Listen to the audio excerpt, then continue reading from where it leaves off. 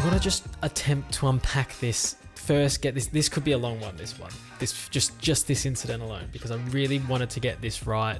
It's currently the morning after the Grand Prix. Yeah, because I wanted to get this right. I've not actually watched anyone else's videos yet and see what they've had to say about it. I wanted to get my own thoughts across initially, and then I'll probably go back and watch a few things later on. I must have watched this about 30 times back by now, and I've watched it from like every different angle. So the first thing I want to talk about is Marc obviously was genuinely looked worried for Miguel straight away. Fair enough, as you should be.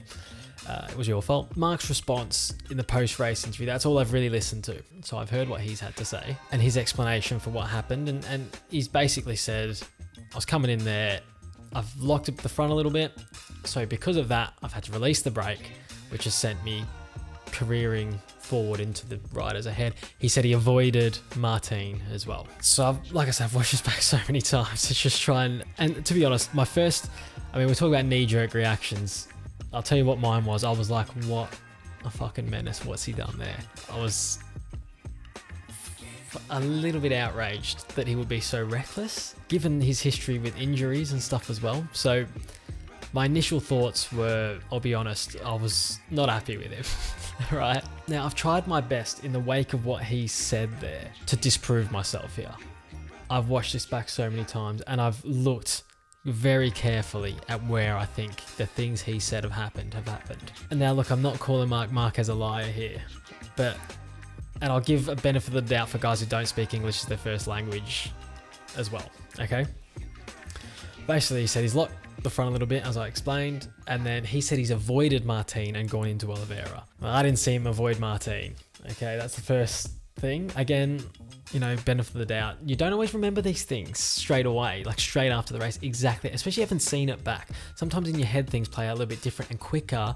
Let's not forget, because they're going really fast. Yeah, you know, it's all happening in like less than a second for these guys. So understandably, maybe he thinks in his head, I did enough to get out from behind Martin and it sent me into, no, look, you've made contact with Martin there. So yeah, first thing doesn't stand up that well. So now look, I'm going to look at the incident here. I'm going to put some screen grabs up of what I'm looking at right now as I explain this. So as the first shot, the one that I found easiest to understand it from was this aerial shot, which you can find on the MotoGP page in the top 5 moments video and all that, but also BT Sports highlights and stuff like that. They've all got it on there, this aerial shot. So as we look at they initially going through 2, he's further from Martin than Martin is from Oliveira. Whether he's meant it or not, he's clearly gone deep on the brakes. Now he may have missed his braking point, can happen. So as we play it forward a little bit, he makes up so much ground in this next, you know, 20 meters, I don't know what it is. So like about here, he's still further right. This is where they start to brake, try and straighten the bike up as much as possible, brake in a straight line as much as you can on a corner like this. And he just closes so quickly here. So it's clear he's either braked late or he's missed his braking point. Now, as hard as I try from every single angle, I'm struggling to see a lockup here. So for me, if a lockup does happen, and I'm going to take his word for it, I'm going to say it did. I think it's about, oh, I'm just going to go another frame forward now, okay? So from this shot here, I think if he has locked up, this is where it happens. But my thinking is, the only reason he's locked up is because he's made so much ground on Martin that he didn't think he was going to make, that he's just realized, I'm going to go into the back of him and I need to squeeze the brake hard now to stop myself. Now, if you have accidentally missed your braking point, and you know you've accidentally missed your braking point because you've done it 100 times that weekend already for the same corner, you know where the braking point is. I'm thinking the responsible thing, and do most riders do this? I mean, I've never played the game, like I don't know, right? I've been riding motorbikes most of my life, but I've never ridden on a circuit, I've never raced a motorbike. So you people, you tell me if you know, Hodgie, fucking get in the comments, lad. You tell me, right? Is this something that you would do? If you're missing your braking point by that much, and you're going careering into the back of someone, or you're making up way more ground, or you don't know, you know you fucked up, right, in this moment. Do you go to the outside here, or do you just try and make the corner? If there's maybe one rider ahead of you, maybe you just think, I'll just block past him and take him wide with me. But at the start of the race when there's riders everywhere, do you take to the outside and do the responsible thing and just like, I'll go deep on my own? I know it's all happening quickly, I've said that, but like, you must have fucking contingency plans in your head when you decide to make these decisions. So I think this is the point here where he's locked up, because he's decided, I've braked late, purposely or not, and I'm going to try and hang on the inside of Martin here. Now, this is where it gets interesting for me, because if you watch this race back, on lap 1, he's third going into this corner, and he does the exact same thing. He has a little bit of a jolt on the brakes and sends it way up the inside and ends up 5th because he's gone so deep, right? He goes so deep through the corner. He maybe takes someone with him, I can't remember. And he comes out, he goes well wide, misses the apex by a long way. He ends up in the middle of the road somewhere, and he ends up back in 5th because he's missed the corner by so far. I think that's exactly what's happened here. So while I think he's not obviously purposely crashing into people, obviously, I think he is purposely braking late, intending to fire up the inside and maybe just lean on someone a little bit, as you do. You know, lean on someone. Lean on Martin. Take him wide with you. You don't lose a position here, because even if Vinales comes up the inside of you, you're still a net 4th. And you've made your intentions known. You're braking nice and deep. You're pushing as hard as you can because he's not extracting that much out of this thing. So he needs to do these and be this aggressive in order to keep up. So he's done it on lap 1. So I think this is what he's doing again here. But I think this is the moment he's talking about when he says, I locked up. Now, if this is the moment it says when he's locked up, it's only because he's so close to Martin that he has nowhere else to go. He has to either squeeze his brake harder, which locks the front, because I'm telling you, I've watched this so many times, I can't see another lockup until this point. I can't see anything that would indicate a lockup until this point. And if he's had to release the brake before that because he's locked up, why wouldn't he go to the outside? So I think this is the moment he's talking about. If we go a couple of frames forward here, that's where the contact happens. So until this point, if you look at where Martin is, I think Martin's further to the inside than he thinks he's going to be.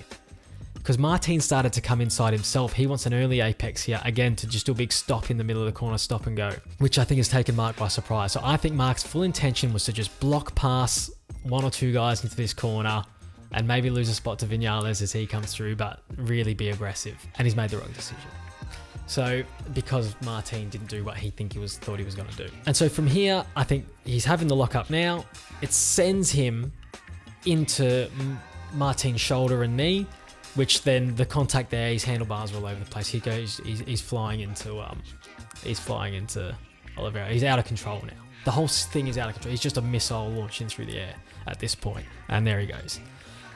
It's big contact. It is huge. It is a huge contact. That's why I'm seeing it. I think, look, if I don't want to sit on the fence, my instinct tells me he was just trying to be aggressive and he got it completely wrong, which I would then consider as reckless.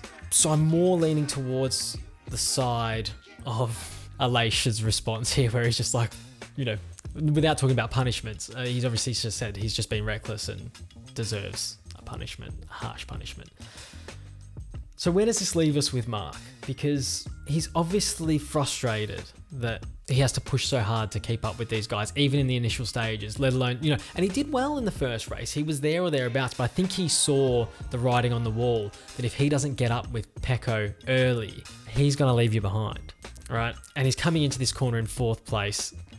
So if his mentality here is, I need to be on that limit, like a quali hot lap pole position limit, where I'm almost tucking the front into this corner every single lap for, how long was the race? 26, 24 laps, 26 laps, 27 laps, whatever it is. I'm going to do this 20 odd times in a row if I have to keep up. Whereas most riders' response is, I'm obviously going to go as fast as I can, but I'm not going to, like, if there's a line that makes you crash, you go up to the line and just ride in that zone.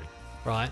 Marc's like, I need to step on the line, potentially over it every single lap at every single corner, especially at this corner, in order to keep up. And I know I can make time up here.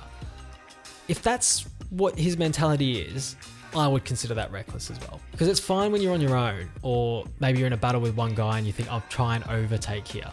When there's 3 or 4 guys in front of you, like, and you're going doing it up the inside of a slow corner, it just seems a little bit much for me. Like, you want to see guys push, and maybe that's what the elite mentality is for him. But maybe in the past, that extra 1% that he was pushing, the bike could handle it. It obviously, I mean, if he's saying he's locked the front there, which I struggled to see. So where's his head at? I think if he's thinking to himself he needs to do that for 25 laps a race, every race, it's not going to fly, because it's going to happen every week, right? if Honda's pace is 8th, 9th, 10th, I'm not saying he has to go out and come 8th, 9th and 10th every week. If you want to push, like he did it in the first, he did it in the sprint. That's the bit that surprised me. He did it in the sprint. I think he wanted to win this race. And I think he knew how to win it was to try and keep up with Pecco early. And if you're 4th going into this corner on whatever lap this happened on, like, it was early. It must have been one of the first 3 laps. If he needs to get on it this early like that, full tank of fuel, colder tyres early in the race, whatever, he's going to do this a lot.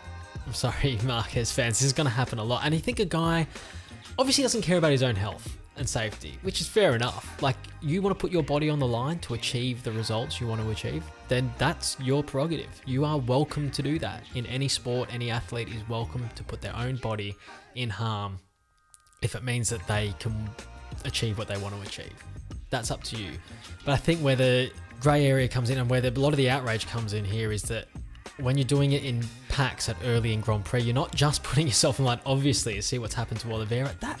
How hard he went into him then, and not into his bike, into his body, because he was at full lean. It actually was a little bit scary. A motorbike going into, it was lucky maybe he'd arrest, it's a slow corner, they'd arrested quite a bit of speed, but Miguel almost looks like he's at a standstill there as Marquez's bike just fucking clatters him.